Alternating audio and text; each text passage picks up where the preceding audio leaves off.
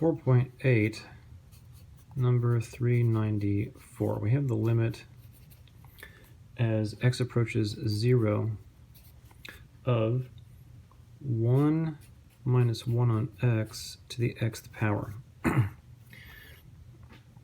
All right, so there's something a little bit wrong with this scenario. I don't know if it's a misprint in the book or people weren't very thoughtful when creating this problem. But if you think about x heading towards 0, this is an overall limit, so x is heading towards 0 from the left and the right in this situation. And if x heads towards 0 from the right, then x down here is all positive values but heading towards 0. So we know this would be heading towards infinity. 1 x would be heading towards infinity. 1 minus a very large number is going to be negative.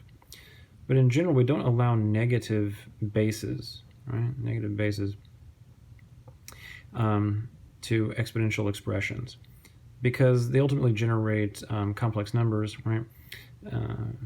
For example, if this is negative and we know this is also heading towards 0 here, eventually we'll run into a fraction, right, at some point, and let's just say it's 1/2 for argument's sake, and that would be the square root of a negative number in here, right? The fractional power of 1/2 we know is a square root.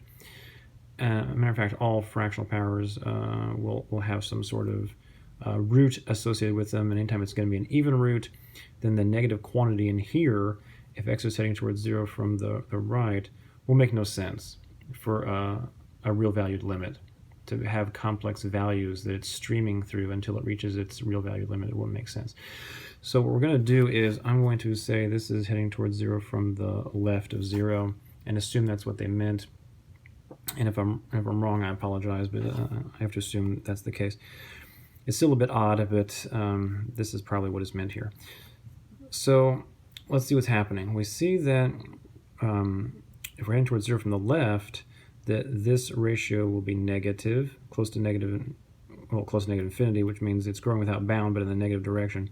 So we'll have 1 plus infinity. So obviously the base, right, is heading towards infinity. But the exponent is heading towards 0. So it's the infinity to the 0th case. All right. So this is an indeterminate power, and L'Hopital's rule should be able to be used if we can manipulate this properly. So let's go about it. We need to apply the limit to e to the natural log of this expression. And that's the same thing. But this gives us the opportunity to use the properties of logarithms to bring that exponent down as a coefficient on the logarithm. Simultaneously, the limit can move inside the exponential function because it's continuous and apply itself to the exponent. So we'll now have this e raised to this particular limit.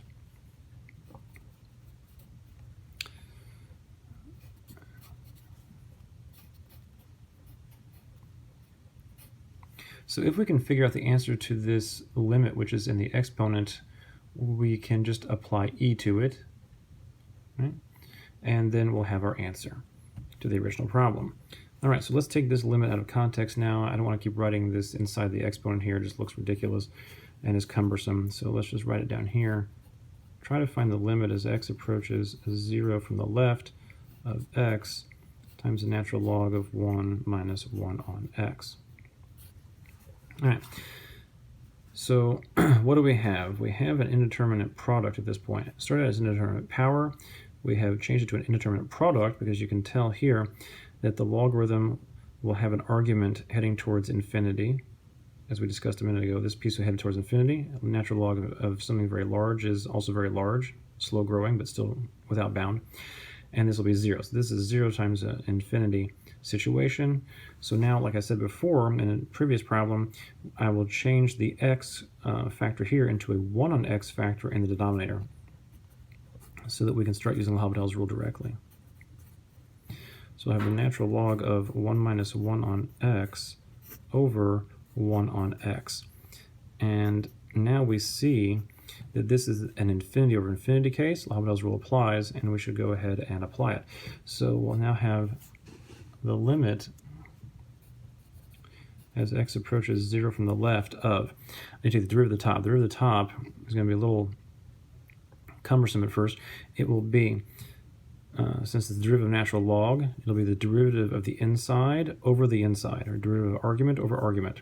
So the derivative of the argument itself is going to be a 1 on x squared expression over the argument itself, 1 minus 1 on x, and the bottom derivative 1 on x, will be negative 1 on x squared. So pretty confusing looking with all these fractional symbols in here. But really what's going on is this, the limit as x approaches 0 from the left. So I'm going to continue to write it as a complex ratio here just for a moment. I can take this piece, and really it's down here with this piece. Okay. So really these two cancel, just leaving the negative. I'll be a little careful with here. I'll just put it in the numerator. Okay. So we'll have limit as x approaches 0 from the left of, saving this negative, I'm going to put it in the numerator, negative 1 minus 1 on x. Okay. So now what happens? Well, we could manipulate this further algebraically, but I think it's unnecessary. Let's just see what happens. As x goes towards 0 from the left, this will become infinite, right? The top is fixed at negative 1. So if this is infinite, then 1 minus this is still infinite. Negative 1 over infinite should be 0. Okay? So we have our answer to the limit that we stripped away from the exponent, right? The exponent was this limit itself.